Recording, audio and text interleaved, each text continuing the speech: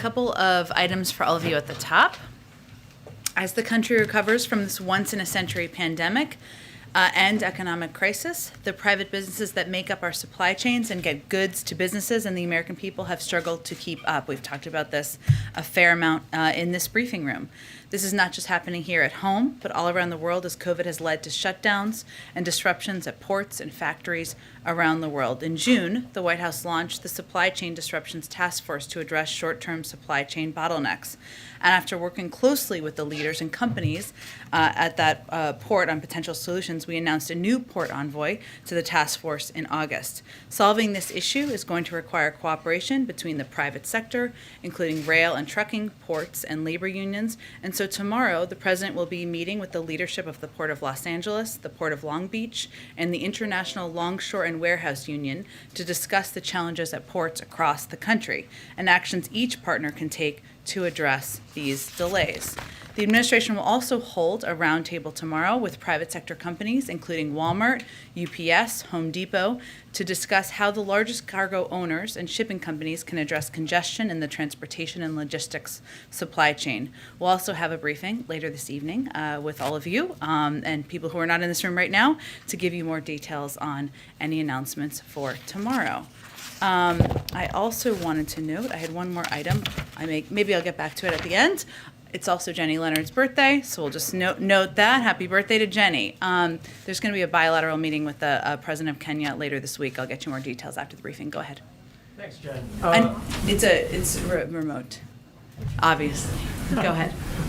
Is the administration going to sue Texas over the opposing the order for the vaccine mandates, and is there a risk that the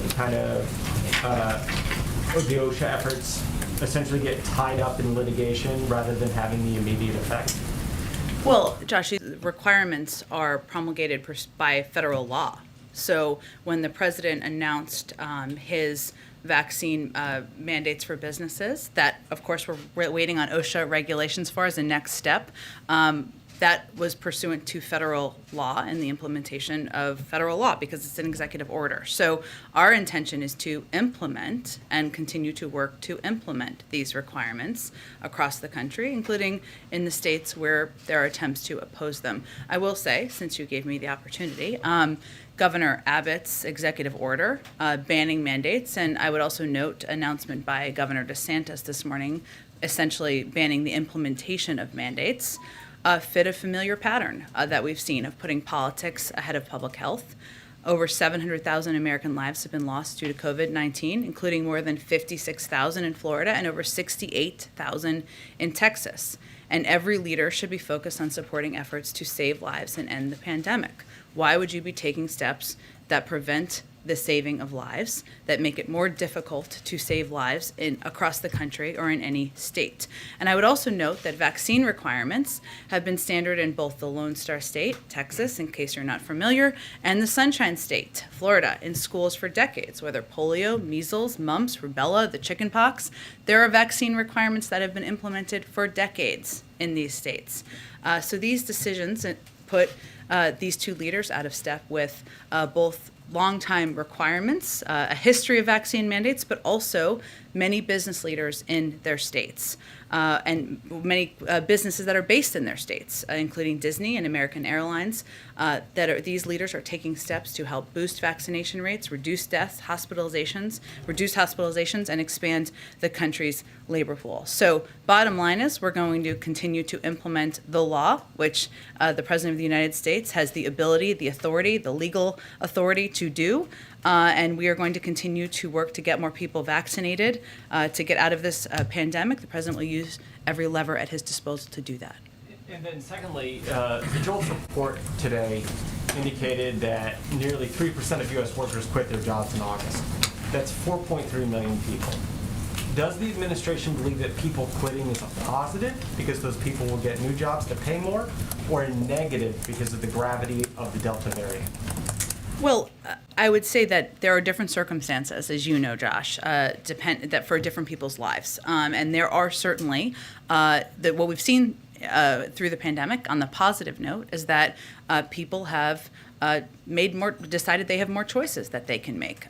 They have taken the period of the pandemic to maybe seek different forms of employment, different formats of that employment. Maybe some of it's remote working, maybe it's all remote working, maybe they're changing industries and career paths. And some of that, some of the numbers of people leaving their jobs is attributed to that. There are also conditions, so I can't give you the exact breakdown. I guess I'm just conveying that our economists feel that all are true.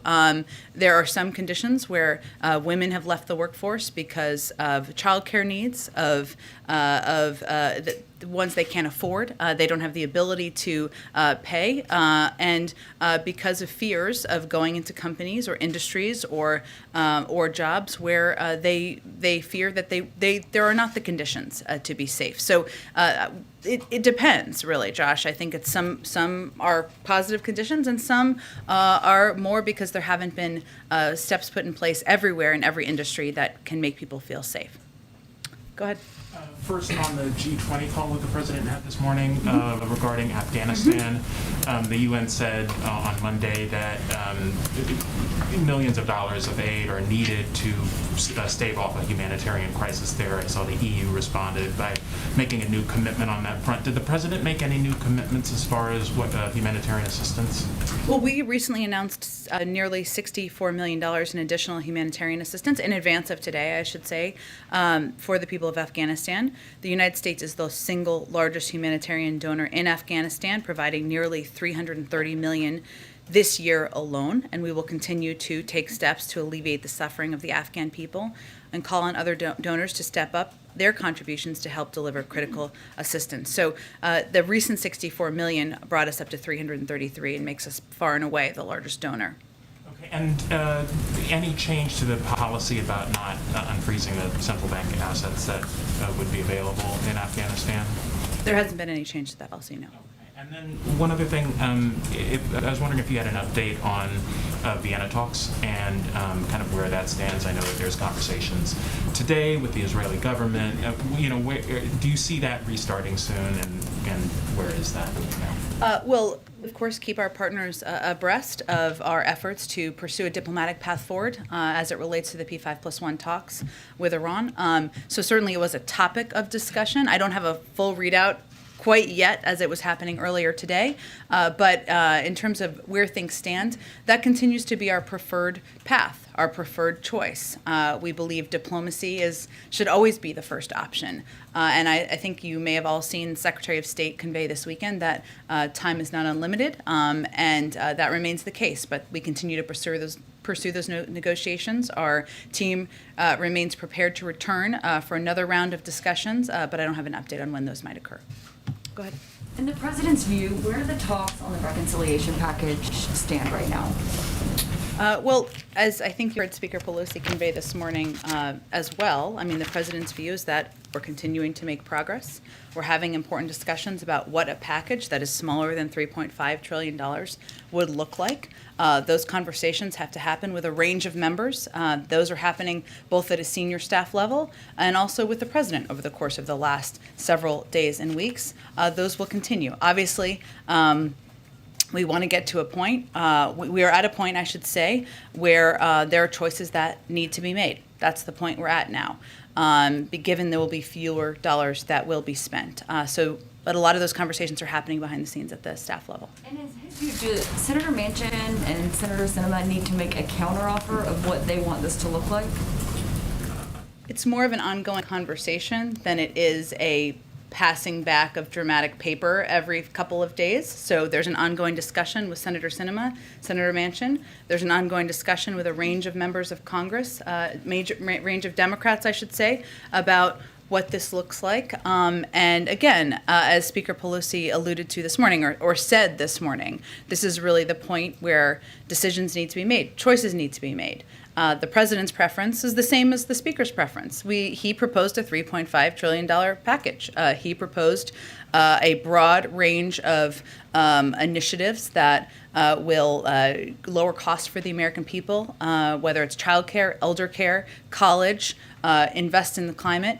And no matter how you cut it, though, his view is we can still do something historic, and that will fundamentally change the economy for the American people. And there are several challenges facing the White House right now, not just getting Democrats united on the president's domestic agenda, but also skyrocketing gas prices, a bad jobs report last week. You've seen several issues, and including the president's poll numbers seem to be reflecting that. So how is he viewing all of these challenges that are facing the White House right now?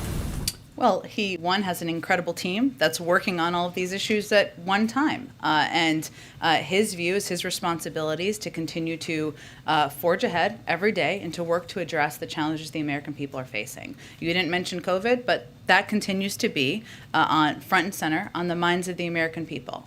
People want to return back to a version of normal.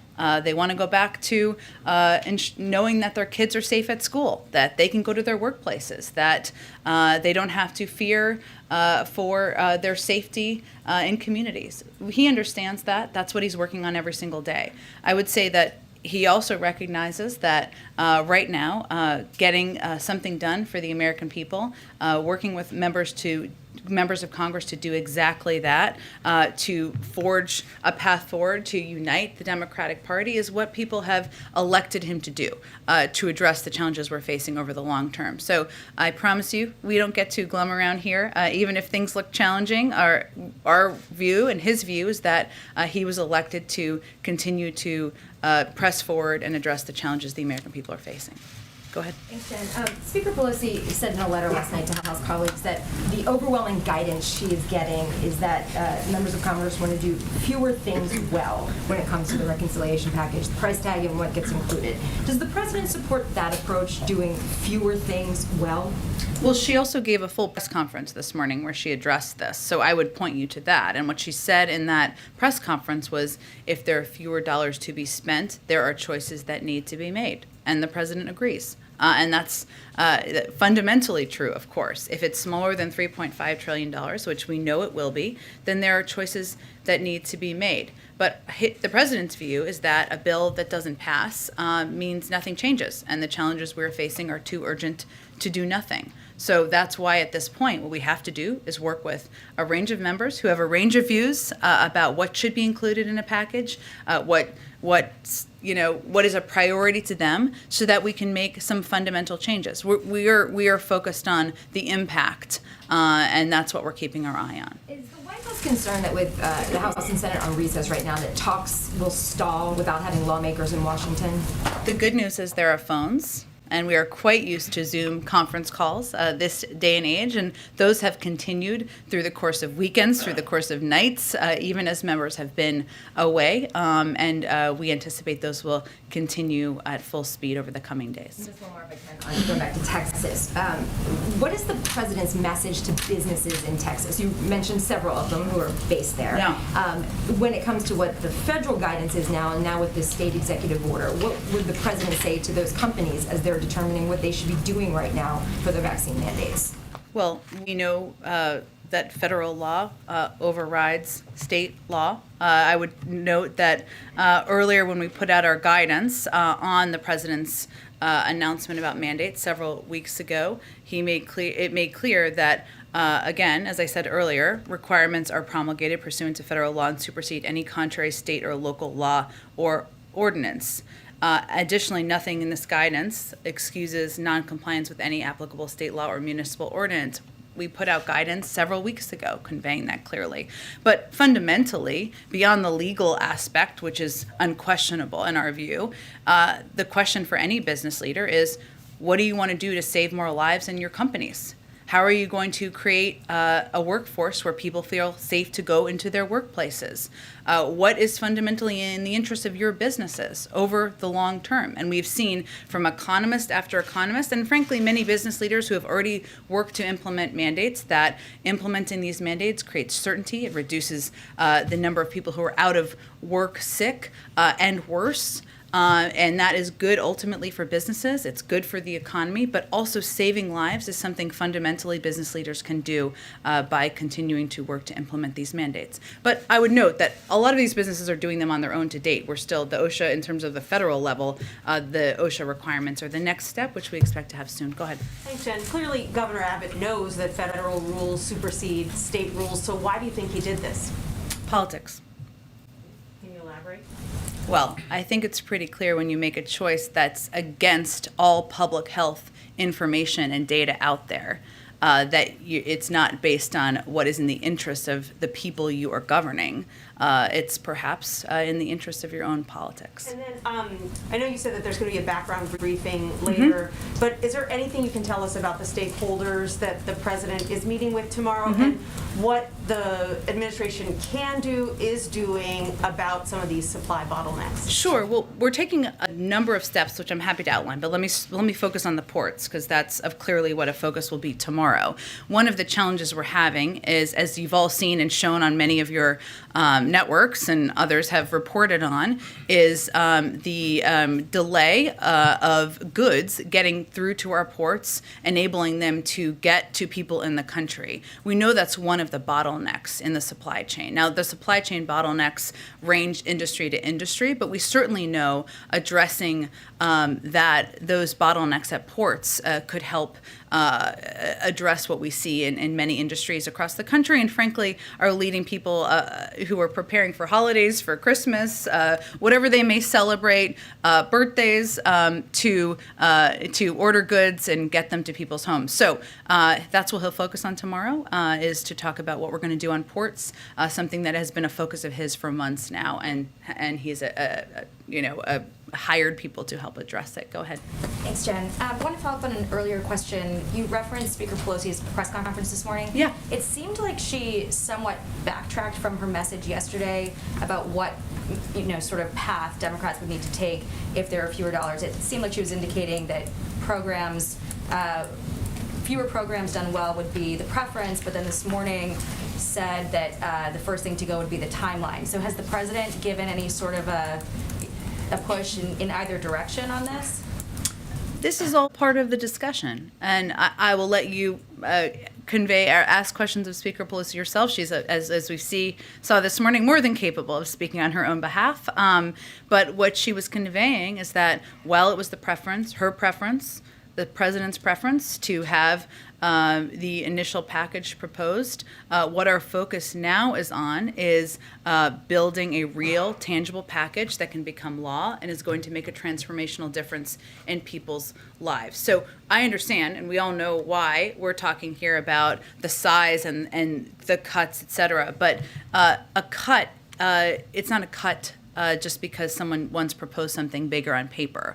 It's not a bill or a policy that's going to change lives if nothing is passed. And that's what we're working through. There's a lot of ways to do that, and that's the discussion she's having with her caucus, and the president is, of course, playing a prominent role in. So the president doesn't prefer then one avenue or the other? The president wants to make fundamental change in our economy, and he feels coming out of the pandemic is exactly the time to do that. And if we don't do it now, if we don't address the cost of childcare, to go back to Josh's question earlier, if we don't address the climate crisis, if we don't ensure that universal pre-K is a reality now, we're not going to have the same opportunity to do it for some time. And I want to get to the supply chain issues. Is there any consideration of potentially lifting Trump-era tariffs to give some sort of an immediate relief to this problem? I know that the task force has been talking about long-term solutions, but that's something that some trade representatives and business leaders have suggested could have a real impact right now.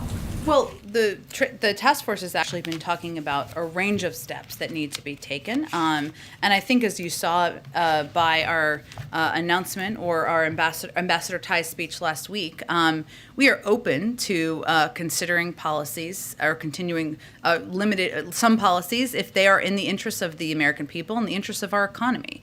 But ultimately, what we're seeing is that, and what he'll be talking about tomorrow, is that the ports and the ability to move goods through ports is certainly one of the big bottlenecks. That's what he'll be addressing. Now, there are other issues in the supply chain, including manufacturing and international manufacturing hubs, where the issue there is the number of people who aren't showing up for work, or factories that are shut down because of COVID. We are still the world's largest supplier of vaccines, know-how, manufacturing capacity to help address that. We've seen different types of supply chain issues as it relates to lumber, as it relates to chips. There are different solutions for different industries, and we're working to address all of them at the same time. There are some people who say that the president should be pressuring unions to loosen work restrictions that are keeping, for instance, truck drivers limited on their hours behind the wheel, or these ports operating at a less than full capacity.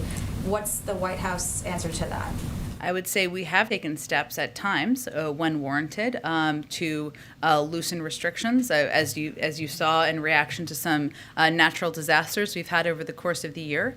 Ultimately, the president's focus is addressing the needs, the challenges, and the threats to the American people, to their well-being, to their economic well-being, and he'll consider a range of options. But again, the Supply Chain Task Force has been working for months to address these issues. One last one.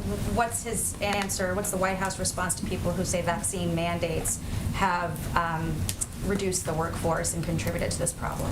Well, I know world-renowned business, travel, and health expert Senator Ted Cruz has made that point, but I wouldn't say that that is widely acknowledged or echoed by business leaders who have implemented these mandates, by health experts who have conveyed the way to get out of the pandemic is to ensure that we are doing exactly the steps the president has announced and we are working to implement. It doesn't mean this isn't hard and challenging. Of course it is. We're in the middle of a global pandemic.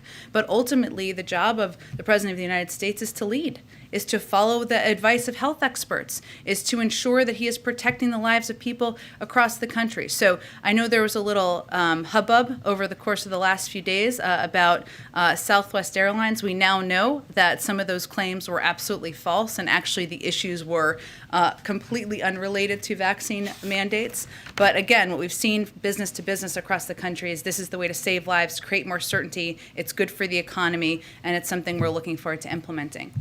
Given how important the vaccine mandate policy is for the administration, why is it taking so long to get that rulemaking in place? And it seems like a fairly discrete set of issues that, and I know there's an interagency process, but hasn't there been a vacuum left that gets filled by actions by governors or by dissent among union workers or whatever, by not having the clarity of that rulemaking that we were told was coming weeks ago? Well, I think at the time, just last month, we said it was coming in weeks. That remains the case, and when it's out, that will be accurate. But also, there isn't a big historic precedent for this, and we want to get it right. And the team at OSHA, the team at the Department of Labor, wants to get it right, wants to be able to create some clarity for businesses around the country. I would say that requiring and mandating for businesses of 100 people or over vaccines is not a small task. That is a big, bold proposal, idea, and something that we want to implement with as much clarity as we can. We know there will be questions even after these rules are put out. We understand that, but that's why we wanted to take a little bit of time, not too much time, to get it done. Can you describe what's happening behind the scenes? Are there a group of people who are, this is the only thing they're working on each day, or where does this fall in the priorities getting those answers? It's a good question, because I think it's important for people to understand that OSHA, under the Department of Labor, is working on these regulations. This is not something that is being done out of the White House. They are the ones working through this, as they should, and I can't give you any expectation of when that will be finalized. There'll be a public rulemaking. They'll be made public so everybody can see them. There'll be a comment period, as there always are for regulations. The president has a long relationship with labor unions of various types, and in that community, whether they're professional athletes in a labor union or law enforcement, there are some people who are speaking out against the vaccine mandates, and one of the things they're saying is it should be a part of collective bargaining. How does the president view that when it comes to these requirements? The the president is a huge supporter throughout his lifetime in public office for labor unions, the roles they play, for collective bargaining, for the role they play in standing up for workers' rights. I would note, though, we're in the middle of a pandemic here, and what we're trying to do is we're trying to save more lives without delay. Understanding there is a process for rulemaking, as there should be, but we're working to implement these as quickly as we can so that businesses can have certainty, so that workers can have certainty, so that people can return to the workplace who are fearful, so that we can work to return to a period of closer to normal. So he always welcomes the input, the views of labor unions, and certainly has heard their concerns in this regard. But I think it's also important to remember we're in the middle of a pandemic. Go ahead. 2 questions on diplomacy. On the G20 call this morning, it was reported that neither Vladimir Putin nor Xi Jinping were on the call. Was the president disappointed by that, and does he feel it was a fruitful meeting without them? It was a meeting organized by the Italians, so I would certainly point you to them for confirmation of who may or may not have attended. But I would note that it is still fruitful, of course, to have an opportunity, or this is how the president views it, to discuss the efforts to work together on counterterrorism work, including against threats from ISIS-K, to ensure safe passage for those foreign nationals and Afghan partners with documentation seeking to depart Afghanistan. And during this call, the leaders who did attend reaffirmed their collective commitment to provide humanitarian assistance directly to the Afghan people, something that was noted earlier through independent international organizations. And we are committed to working with our partners to do exactly that. So again, it was a call, or it was a meeting organized by the Italians. They can confirm the list of attendees, but the president did see it as an opportunity and a constructive opportunity to discuss counterterrorism efforts and efforts to provide international humanitarian assistance. Victoria Nuland is now in Moscow for meetings with the Russians. What's the White House's assessment of how those talks are proceeding? I'd really point you to the State Department on that, Steve. I would guess that she's having quite constructive, productive meetings on the ground while she's there. I know she's meeting with a range of leaders on the ground, but I don't have more details from here. I point you to the State Department for that. And Joe Donnelly has been picked by the president to be the next ambassador to the Holy See, the Vatican. Why Mr. Donnelly? Mr. Donnelly is someone who has a long record in public service. He's somebody who has, the president feels, will represent the United States and our interests quite well as ambassador to the Holy See, and he's looking forward to his confirmation. And when the president meets with the Pope later this month, what does he hope to discuss with the Pope? I don't have any more details on the trip. I'm sure we'll have some soon. Go ahead. Thank you, Jen. I have a climate question. What is the minimum that the president wants Congress to do or give him before he goes to these important international climate meetings? And if they can't pass Build Back Better by the time he has to go, does going to these meetings empty-handed undermine U.S. leadership on climate? Well, I would say first, I don't have a new deadline to convey from here. What is clear, but what you're asking about, I think, is how the international community will react to what's happening domestically, just to kind of break down the question. What I think is very clear to the international community, and they can all speak for themselves too, is that President Biden came into office absolutely committed to regaining America's seat at the table in international diplomacy, including in climate. One of the first steps he took was to rejoin the Paris Climate Agreement. He has taken steps that he could take of his own accord here, working with car companies and auto manufacturers to ensure we are reducing greenhouse gas emissions even without congressional action. And he has proposed a bold, ambitious climate agenda here in the United States that he's working to move through Congress. So his commitment to these issues, his dedication to take action here domestically so that the United States can be a leader internationally should be unquestionable on the international stage, and I think that's the message he'll convey, regardless of where the package stands. Even if he doesn't get it? We intend to get it, but I'm not going to set a new timeline. Go ahead. Sure. The White House announced that Joe Biden's headed to Virginia to campaign for Terry McAuliffe. Can you give a sense of what Joe Biden will be doing over the next couple of weeks in Virginia or to campaign for McAuliffe? Has he been asked to come?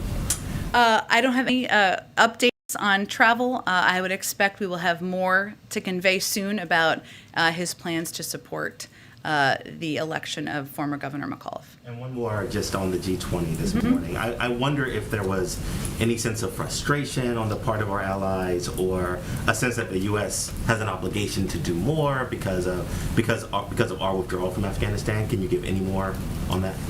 More than being far and away the largest provider of humanitarian assistance? No, I'm asking you. I would point you to our allies. I haven't heard them have that complaint. Go ahead. Thanks, Jen. As the price tag comes down on the reconciliation package, are there certain pay-fors that you are also becoming more amenable to negotiating on then? For instance, staying at the corporate tax rate now, for instance? Are there policies like that you all are coming down on? Well, I would say that because the package will not be $3.5 trillion, as you all know, it will be smaller, as everyone has acknowledged. You won't need the same number of paid-fors, obviously. It doesn't require a mathematician. I think that's why you're asking the question. But in terms of what those look like, there have been a range of proposals the president has conveyed he supports as it relates to pay-fors. Ultimately, he wants to make the tax system more fair, raising the corporate rate, asking the highest income Americans to pay more is certainly part of what he has proposed, but that's all part of the discussion as we speak. You just said that if you all don't act on some of this social spending, you're not going to have the opportunity to do it for some time. Was that a speculation on the midterms, or what did you mean by that? No, it was not.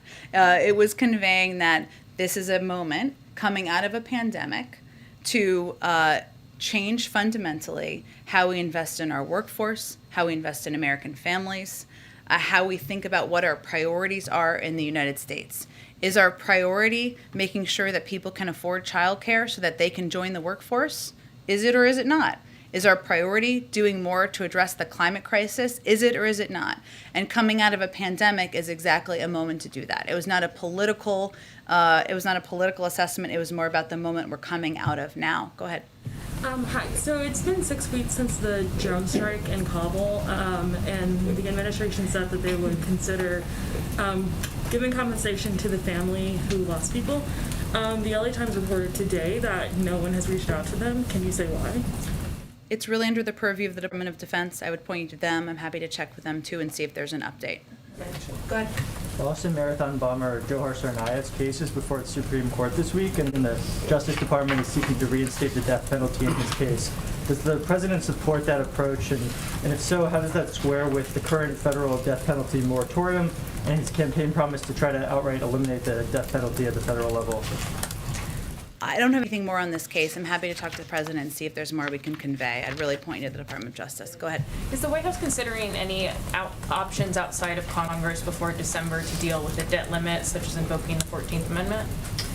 We had, as had been reported, there had been a look at a range of options that had been, and the decision or evaluation had been made that there was not a viable option beyond working through Congress. That has not changed. So that will continue to be our focus. We will work, of course, with Leader Schumer, with Speaker Pelosi about what the path forward looks like. The good news is that last week we saw that we could raise the debt limit through regular order. That could happen in a bipartisan manner, something that's happened 80 times prior to last week, but that is what we plan on pursuing. Just a quick follow-up, because Pelosi said today that she thinks a bill that would change the debt ceiling process by giving power to Treasury to lift it has, quote, has merit. So does the administration think that Congress should pursue a bill like that? Well, we have just a couple of weeks left before we need to raise the debt limit.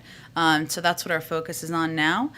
There's plenty of time after that to have a discussion about what it looks like moving forward. There's no question that we don't want it to be a political football any more in the future. But right now we're focused on working with Congress to raise the debt limit. Go ahead, Jenny. Thanks.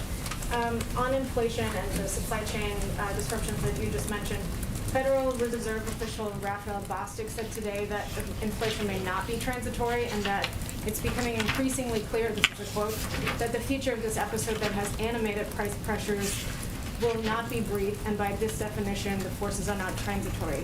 Does the White House still believe that inflation is a transitory problem?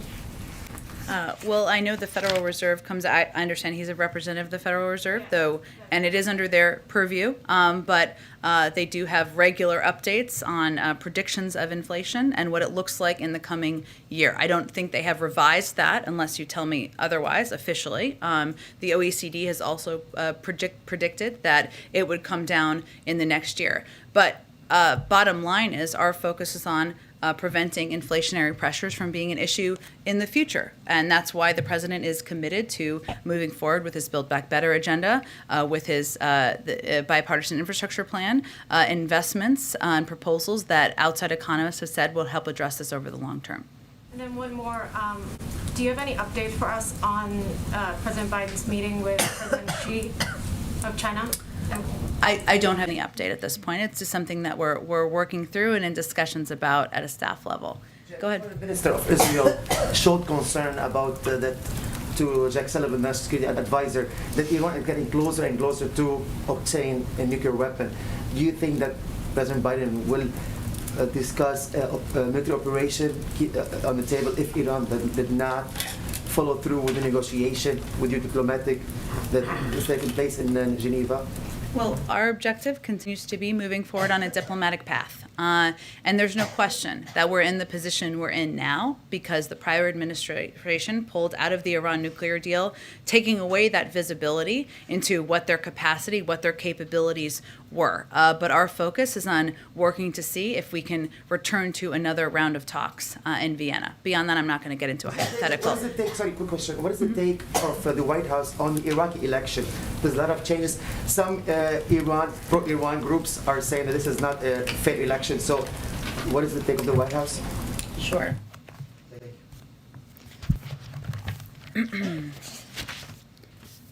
So we congratulate the Iraqi government on having fulfilled its promise to hold earlier elections. We are pleased that the election days were largely conducted peacefully.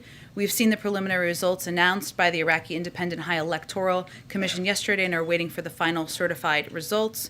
These elections included hundreds of international monitors and observers from the UN and EU, in addition to thousands of domestic observers. We look forward to reviewing their reports. Once the final results are certified, we hope that the new Council of Representative members will form a government that reflects the will of the Iraqi people and which can work to address Iraq's governance, security, and economic challenges. Go ahead. Hi, Jen, can you confirm that U.S. personnel in Colombia have reported anomalous health incidents that's being investigated as Havana syndrome? We don't confirm individual reports. What we do is take every report that comes through our interagency quite seriously. As we've talked about in here prior, this administration has made addressing Havana syndrome or anomalous health incidents, whatever you want to call them. We have refocused the efforts on it after they had not been focused on for some time. That includes ensuring that the president signed a law last week ensuring that that assistance, medical assistance, funding for medical assistance was provided to anyone who needed it, that we have a process within key agencies to ensure we're addressing it and making sure people get the assistance they need. But we are still in the attribution phase.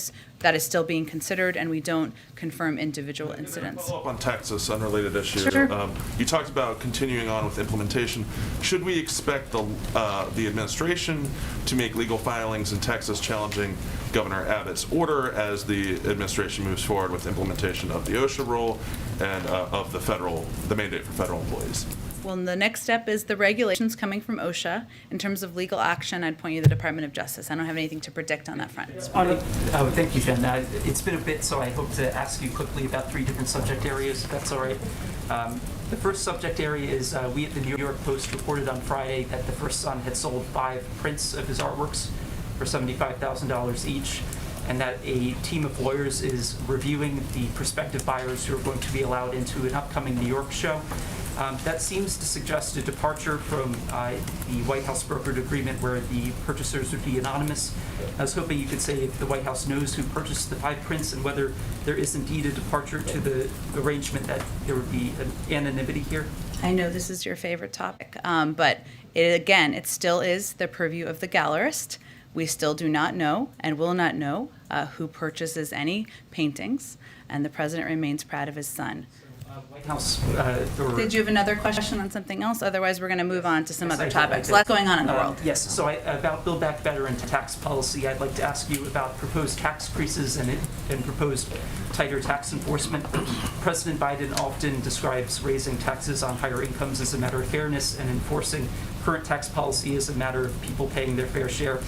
But Republicans in Congress, led by Representative Jim Banks, are pointing to a recent Congressional Research Service report, which they say underscores that President Biden allegedly owes $500,000 in Medicare taxes that he didn't pay by allegedly improperly categorizing $13 million in income routed through S corporations in 2017 to 2018.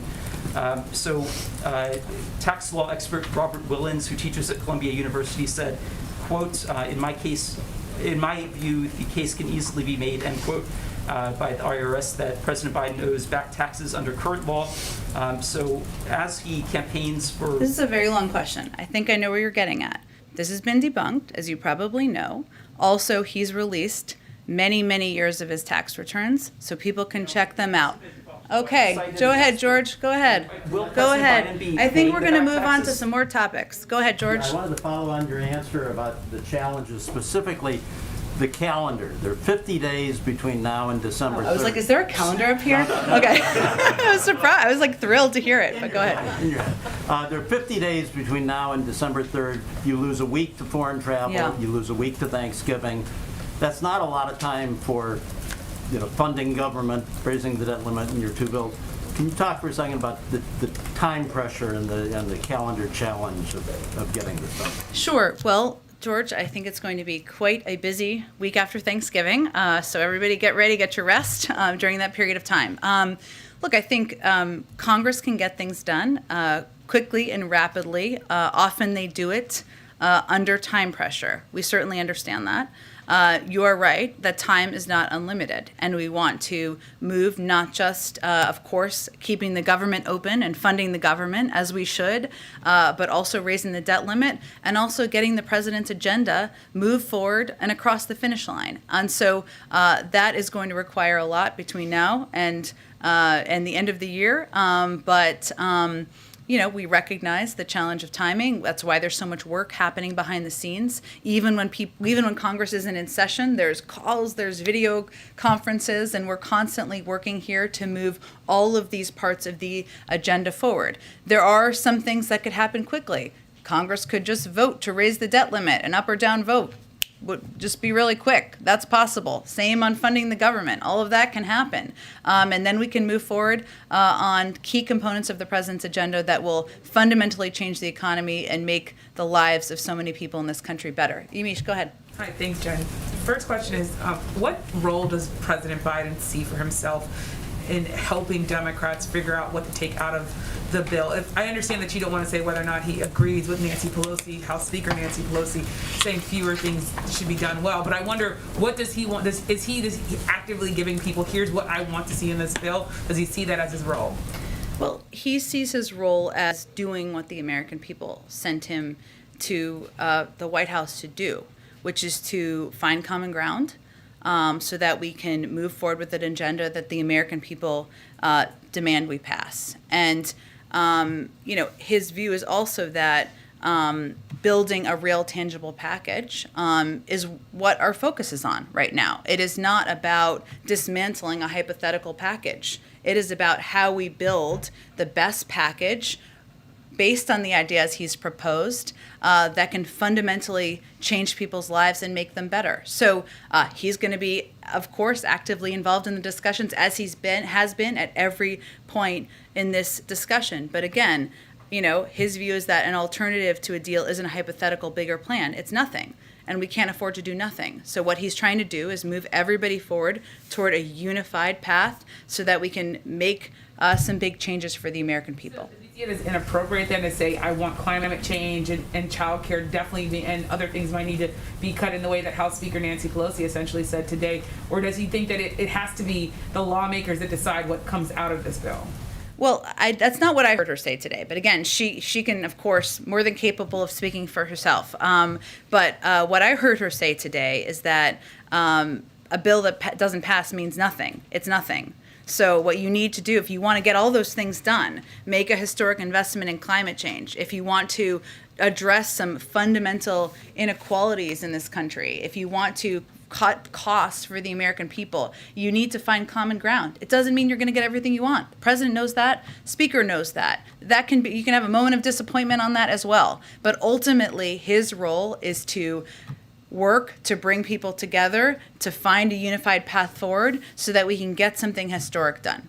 And a quick follow-up or a quick other question, which is, this weekend we saw former President Trump go to a rally in Iowa, make all sorts of claims that are clearly not true, but we saw high-profile GOP officials there, including Chuck Grassley, who was the longest-serving senator in Congress. What does the president make of not only what former President Trump is saying, but the fact that there are GOP lawmakers, elected officials who are willing to still stand by him and go up in front of these crowds with these claims that are clearly false? The president's focus is on working to deliver for the American people. He didn't watch the rally, I can assure you of that. I'm not sure he's even seen clips of the rally. He looks for a way. Of course he's worried about the threat. I think he's talked about what we saw on January 6th, the threat of one of the darkest days in our democracy, what we've seen in the blind people blindly following we know are debunked, sometimes conspiracy theories, the spreading of misinformation, whether it's about democracy or COVID. Of course he's concerned about that. But the best role he can play, the most important thing he can do is to work to lead the country, to bring people together in areas where we agree, to get things done, to deliver, to show the American people that government can work for them. And that's what he's going to spend his time and energy focused on. Go ahead. Jen, thank you. So you said June, the supply chain disruption task force was assembled. I'm just curious why it took so long for the president to get together the two port heads as well as all the shipping companies to figure out what's wrong with the supply chain since it's been an issue for most of the year.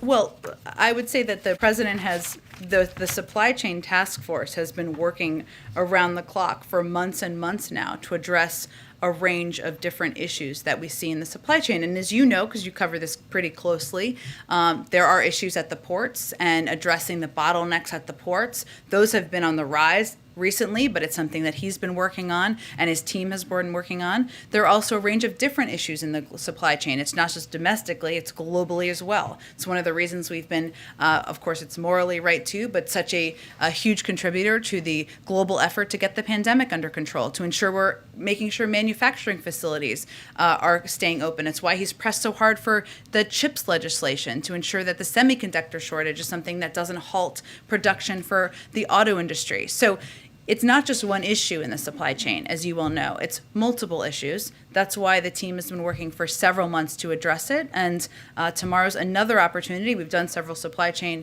events to lift this up and tell the American people what we're doing to help address the bottlenecks. But are we behind the curve? Is the president behind the curve rather than trying to get in front of this issue? He's been working on these issues for months. I mean, I know it's been up in front in the news in the last few weeks, but these are issues the president's been focused on since he took office, and that's why he has a dedicated team, both in the NEC, in the Department of Treasury, across the interagency to help address these issues. It's a fundamental challenge as the economy is turning back on, and one he's been focused on from the first day. Go ahead. Jen, I just had a couple of quick timing questions. On the FDA commissioner, I know we keep asking you about this. Yeah. One, do you have any update, and can you address concerns about morale and stability at the agency since this is taking so long to get a nominee?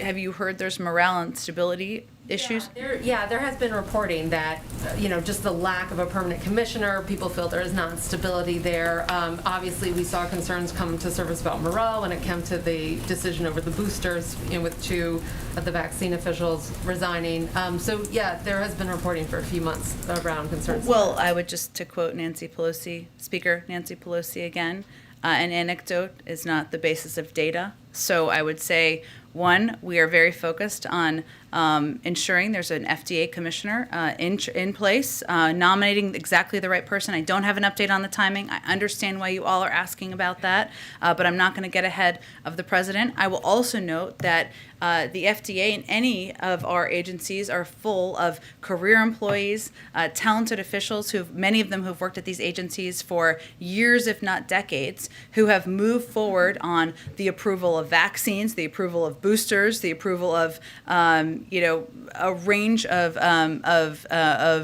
treatments that can help save lives in the public. So they also deserve credit for what they've done. But I would say the overemphasis on a nominee takes away in some ways, unintentionally, from the fact that there are people who are doing their jobs every day, and we have an acting FDA commissioner doing that as well. And another thing we keep asking about, the president's physical. Last month, you said it would be soon. We're now in October. Do you have any update? And why is it taking so long? Is the president just very busy? Does he, not? He is very busy, but it is standard for every president to get a physical. He will get a physical too. When he gets a physical, we will make all of that information available to all of you. Still plan on it Okay, being thanks this everyone. year? Yeah, absolutely. Thanks everyone.